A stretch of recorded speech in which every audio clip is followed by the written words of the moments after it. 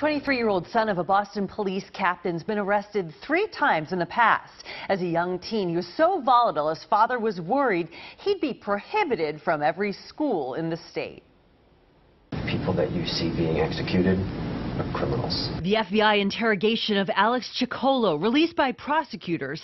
He's defending ISIS beheadings of adults and children. Even with the children, that's very rare. That's a very rare occurrence. The 23-year-old arrested July 4th, investigators say, preparing to carry out an attack and beheadings at an unnamed college campus with these firearms and a pressure cooker. They don't execute innocent people. 5 investigators obtained court documents showing this isn't the first trouble for Ciccolo.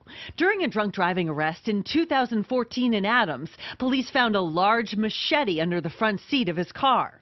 A few months later, Ciccolo shouted the Islamic phrase, Allah Akbar, at an officer on a traffic stop. That night, officers say he was carrying a knife measuring 10 to 12 inches long.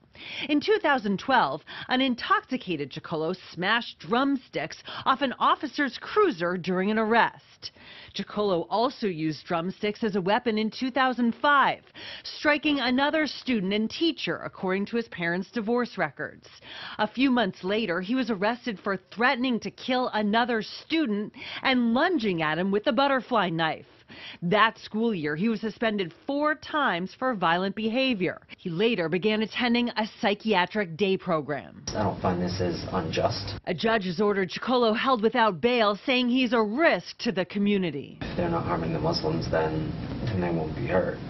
At this point, Ciccolo is only charged with being a felon in possession of firearms. Now, his attorney says that his statements about supporting ISIS are nothing more than beliefs. Karen Anderson, 5 Investigates.